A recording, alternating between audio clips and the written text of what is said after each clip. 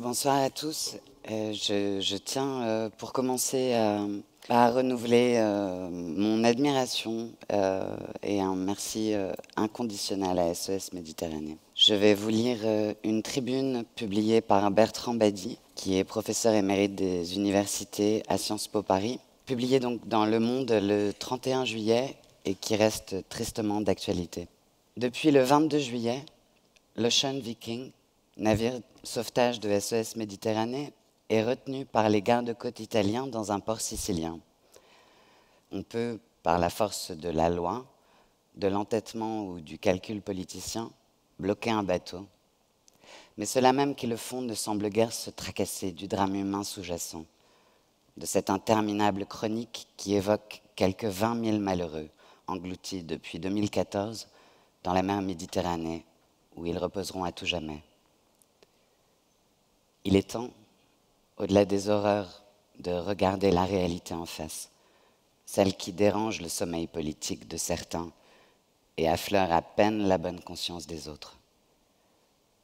Nous sommes entrés dans un monde de mobilité, de flux et d'imaginaire mondialisés, un monde dans lequel aucun décret n'empêchera jamais de se déplacer celle ou celui, jeune ou moins jeune, qui rêve à un peu de bonheur ou simplement de survie.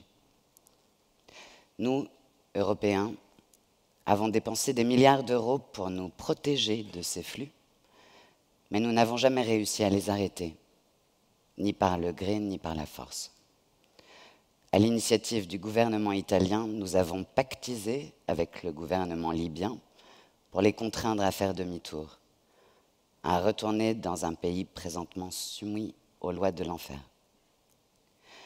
L'Aquarius hier, l'Ocean Viking aujourd'hui, ont veillé à limiter le désastre de ces sinistres traitements où se mêlent l'avidité criminelle des passeurs, l'indifférence souverainiste des États nantis, les dénonciations, les humiliations et tracasseries assénées aux ONG, SOS Méditerranée en particulier. Au moment où chacun cherche son petit coin de Méditerranée pour oublier les drames sanitaires que nous subissons en Europe, il est urgent de penser à celles et ceux qui voyaient dans cette mer les premières frontières de l'espoir et qui risquent chaque jour d'y trouver leur dernière demeure. Chacun sait aujourd'hui ce qu'urgence veut dire.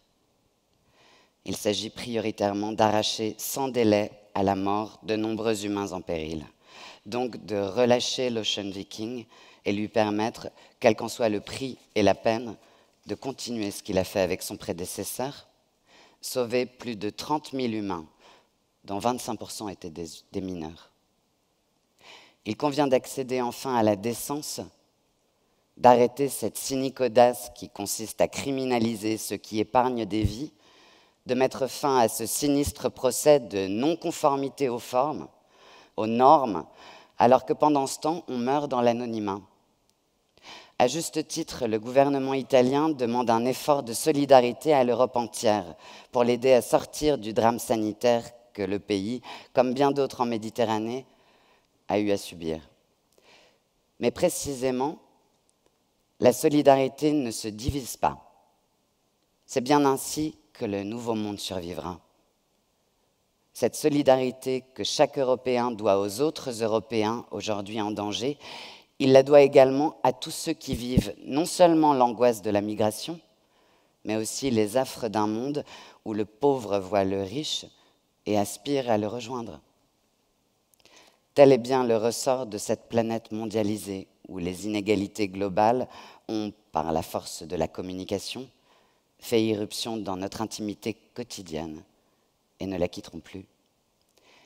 Il en va de notre dignité et tout autant, si l'argument peut être utile, de notre tranquillité. Car un monde verrouillé, écrasant l'autre du mépris de son indifférence, sera assurément demain matin un monde de violence infinie. Merci.